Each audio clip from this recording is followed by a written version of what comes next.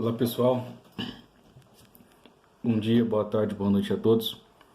Esse é o primeiro vídeo que eu gravo no canal mostrando o rosto. Estou gravando com uma câmera no celular, então é algo bem simples. Mas eu queria mostrar uma passagem para vocês da Bíblia, que se encontra em Isaías capítulo 22, a partir do versículo 20. Que é explicar o paralelo do papado já previsto no Antigo Testamento. Isaías 22, a partir do versículo 20, que diz: Naquele mesmo dia chamarei o meu servo Eliacim, filho de Hilcias. Vesti-lo-ei com a túnica, cingi-lo-ei com o teu cinto. Porei nas suas mãos as tuas funções. Ele será pai para os habitantes de Jerusalém e para a casa de Judá. Porei sobre os ombros a chave da casa de Davi. Quando abrir, ninguém fechará. Quando fechar, ninguém abrirá. Cravá-lo-ei como caveira em lugar firme. Será trono de glória para a casa de meu pai. Nele suspenderão toda a glória da casa de seu pai, os seus sementos e os seus ramos, e todos os objetos miúdos, desde as taças até os jarros. Meus amigos, olha que paralelo interessante. Chaves será como um pai no reino de Davi, na casa de Davi. E agora nós vamos lá para Mateus 16. O que Jesus falou para Pedro? O que Jesus disse para Pedro? Mateus capítulo 16.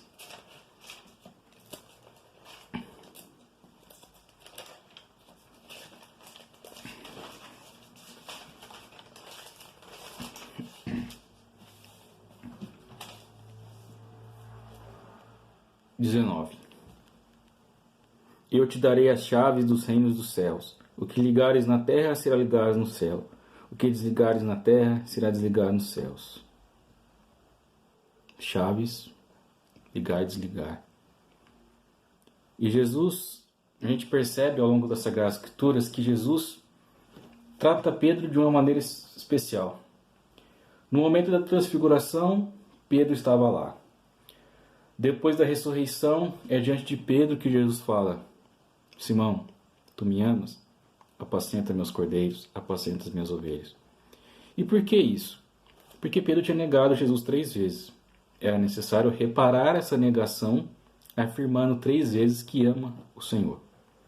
Mas veja que nosso Senhor Jesus Cristo deu a Pedro uma autoridade maior. O poder de ligar e desligar. Uma autoridade de ser o chefe dos apóstolos. De ser o apóstolo que seria, como podemos dizer, o primeiro-ministro de nosso Senhor Jesus Cristo. Cristo é o rei. Ele tem as chaves. Mas ele fala para Pedro: toma as chaves. As chaves do reino. O reino que começa nesse mundo, com a igreja. A igreja começa esse reino aqui, no meio de nós. O reino, com a ressurreição de Cristo, começou no meio de nós. E Jesus dá essa chave a Pedro, a autoridade. A autoridade que não vem de Pedro, mas a autoridade que vem de Cristo. E perceba que fala que quem abrir, se ele abrir, ninguém poderá abrir. Se ele fechar, ninguém mais poderá fechar. É a graça de Deus. E perceba, é pela graça de Deus que isso ocorre. E perceba que lá no Isaías 22, já estava prefigurando isso. Em Isaías 22, Isaías capítulo 22, 20, diz que Eliacim será como um habitante, pai para os habitantes de Jerusalém e para a casa de Judá. É daqui que vem o termo papa, que quer dizer em latim papai. Ser um pai na fé, um pai espiritual. É por isso que devemos rezar pelo Papa, e muito. Sabemos que muitas vezes temos papas que não são tão bons. mas às vezes falta oração para nós, por eles. Sabemos muitas vezes que há controvérsias, há momentos difíceis, porque são humanos, mas eles têm esse poder que Jesus deu, que Cristo deu. Por que disso? Porque assim como no céu tem uma hierarquia, Deus com os seus anjos, os anjos começando os querubins, serafins, etc., até chegar nos arcanjos, nos anjos da guarda, Cristo coloca essa hierarquia na terra para mostrar que a hierarquia é necessária, a hierarquia é precisa para preservar a verdade, senão vira uma anarquia. E assim como em Deus, no reino dos céus é uma monarquia com um rei, Cristo quis que a tua igreja assim também fosse para poder preservar a verdade, para poder conservar a verdade. Porque se cada um pensar com a sua própria cabeça, geraria uma bagunça, geraria uma anarquia. E não é isso que Cristo quer. O pai da divisão não é Deus, é o demônio. Deus não quer divisão, Deus quer união. Por isso que Cristo deu esse poder a Pedro. Deu esse poder a Pedro. O poder das chaves é a primazia, é a autoridade. Por isso que quando Jesus ressuscitou, lá no Evangelho de João, relata, né? Foi até uma das leituras que teve um tempo pascual. Assim que Cristo ressuscitou, João e Pedro ficaram sabendo e foram correndo, mas João era bem mais jovem do que Pedro. João chegou antes, mas João não entrou no templo, não entrou no sepulcro.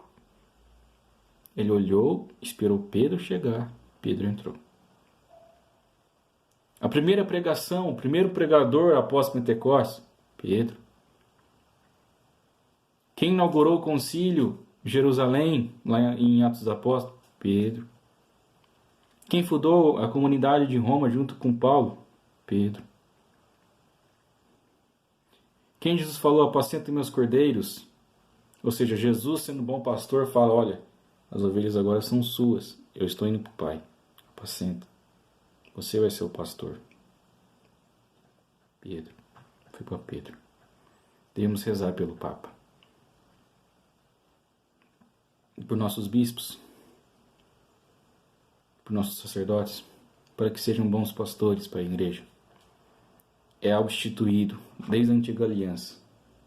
E Jesus restaura, renova a nova aliança. Devemos rezar. Porque temos passado por um tempo difícil.